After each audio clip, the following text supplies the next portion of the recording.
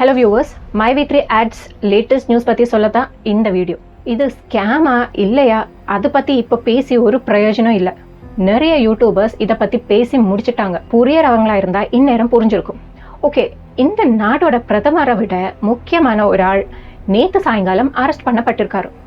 Iran Pakistan யுத்தத்துக்கு அப்புறம் next இதோட பேரில் யுத்தம் வருமா என்று தெரியல, பார்ப்போம். கோயம்புத்தூர் போலீஸ் நம்ம குருஜி உங்க குருஜிய அவர் வீட்டிலேயே போய் தூக்கியிருக்கிறாரு.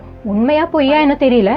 நெஞ்சு வலி ஹாஸ்பிட்டல் அட்மிட் ஆயிருக்காரு. ரெண்டு விஷயம். தப்பு பண்ணாத ஆளுக்கு ஏங்க இந்த டைமில் நெஞ்சு வலி வரணும்? அப்படியே வந்தாலும் அது ஜெயிலுக்குள்ள போக பயந்தால் மட்டுமே நடிப்பாங்க. திருப்பி 200 பேர் கூட்டத்தை சேர்த்திருக்காரு. போராட்டம் பண்றதே MyV3 கிளைண்ட்ஸோட வேலையா இருக்கும் போல இருக்கு. இதுக்காகவும் கூடவே காசு கொடுக்குறாங்க போல இருக்கு. ராத்திரி 12 மணிக்கு மதுரையில இருந்து கோயம்புத்தூர்ல தூக்கி போயிருக்கிறாரு. இனி நெக்ஸ்ட் விசாரணை நடக்கும். அப்புறம் அவர் கன்ஃபஸ் பண்ணதை ரெக்கார்ட் பண்ணி மேஜிஸ்ட்ரேட் முன்னாடி ஹாஜர் பண்ணிட்டு ரிமாண்ட் ஆகி ஜெயிலில் போடப்படுவார். கர்மாவில் நம்புறவங்க எவ்வளவு பேர் இருக்கீங்க இங்க?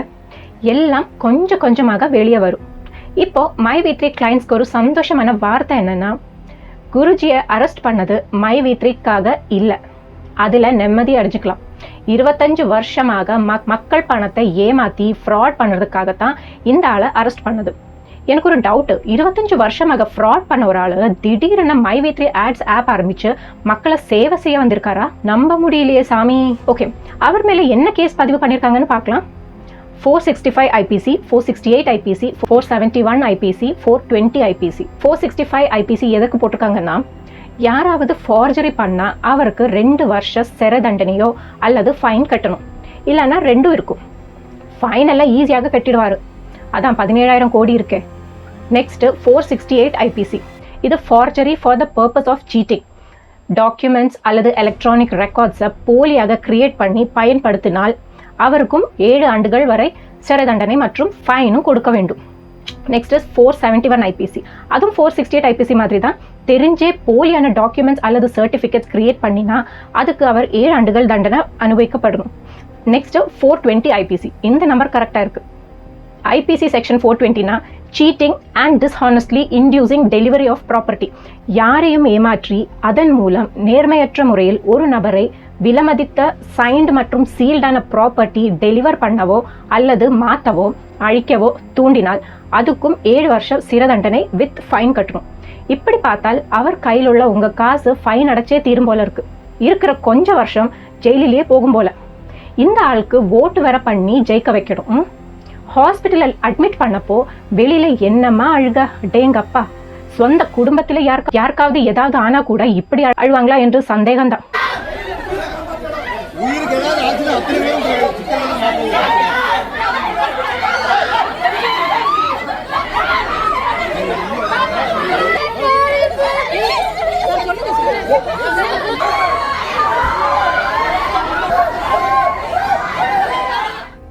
ஊருக்கு டேப்லெட் கொடுக்குற அவருக்கு மதுரை மீனாட்சி மிஷன் ஹாஸ்பிட்டல் இப்ப டேப்லெட் கொடுத்துட்டு இருக்காரு.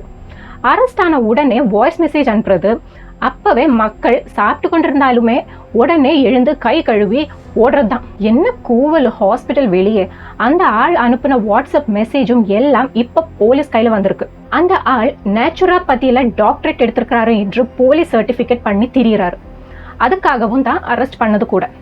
அண்ணாமலை யூனிவர்சிட்டியில படிச்ச சர்டிபிகேட் எல்லாம் வச்சிருக்காங்க. பார்த்தா அந்த யூனிவர்சிட்டியில படிக்கவே இல்லை. ஃப்ராடுக்கு மேல ஃப்ராடு, ஃப்ராடுக்கு மேல ஃப்ராடு. இவ்வளோ பண்ணிட்டும் அந்த ஆளை சப்போர்ட் பண்ற ஆளுங்க இருக்காங்களே, எப்பா நினைச்சாலே பரிதாபமா இருக்கு.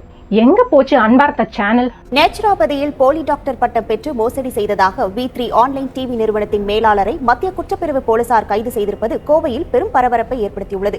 கோவையை மையமாக கொண்டு V3 ஆன்லைன் டிவி என்ற நிறுவனம் செயல்பட்டு வருகிறது. இந்த நிறுவனத்தின் மேலாளரான மதுரை தனக்கன்குளம் பகுதியைச் சேர்ந்த விஜயராகவன் என்பவர் நேச்சுரோபதியில் டாக்டர் பட்டம் பெற்றிருப்பதாக கூறி ஹெர்பல் ப்ராடக்ட்களை தயாரித்து 80க்கும் மேற்பட்ட நிறுவனங்களுக்கு விற்பனை செய்து வந்தார். இதில் தற்போது சர்ச்சையில் சிக்கியிருக்கும் MyV3 ஆட்ஸ் நிறுவனத்திற்கும் விஜயராகவனின் ஹெர்பல் ப்ராடக்ட்கள் விற்பனை செய்யப்பட்டது குறிப்பிடத்தக்கது. மேலும் MyV3 ஆட்ஸ் நிறுவனத்திற்கும் விஜயராகவனுக்கும் தொடர்பிருப்பதாக கூறி தொடர்ச்சியான குற்றச்சாட்டுகளும் முன்வைக்கப்பட்டு வந்தன. இந்த நிலையில் விஜயராகவன் நேச்சுரோபதியில் PhD பெற்றதாக கூறப்பட்ட பட்டத்தை சிதம்பரம் அண்ணாமலை பல்கலைக்கழகத்திற்கு போலீசார் அனுப்பி வைத்த போது பட்டம் போலியானது என்பது தெரியவந்தது பெரும் அதிர்ச்சியை ஏற்படுத்தியது.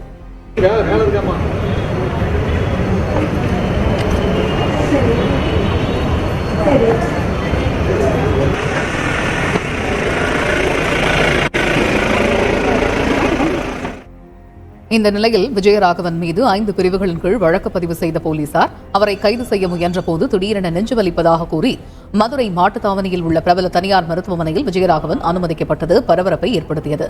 தொடர்ந்து மருத்துவமனையில் அனுமதிக்கப்பட்ட விஜயராகவனை சந்திப்பதற்காக சுமார் 200க்கும் மேற்பட்ட பங்குதாரர்கள் மருத்துவமனையில் குவிந்தது பரபரப்பை மேலும் கூட்டியது. இந்த நிலையில் மருத்துவமனையில் இருந்து நள்ளிரவில் விஜயராகவனை கைது செய்து காவல் நிலையம் அழைத்து சென்ற கோவை மத்திய குற்றப்பிரிவு போலீசார் விஜயராகவனிடம் தீவிர விசாரணை நடத்தினர். தொடர்ந்து விஜயராகவன் மீதான குற்றச்சாட்டுகள் நிரூபணமானதாக கூறப்பட்ட நிலையில் அவர் சிறையில் அடைக்கப்பட்டு இருப்பதாகவும் தகவல் வெளியானது. இதனிடையே தனக்கு சர்க்கரை நோய் இருப்பதாக விஜயராகவன் கூறியதை அடுத்து அவரை கோவை அரசு மருத்துவமனையில் அனுமதித்து தொடர்ந்து போலீசார் கண்காணித்து வருகின்றனர். செய்திகளை உடனுக்குடன் தெரிந்து கொள்ள உடனே சப்ஸ்கிரைப் பண்ணுங்க.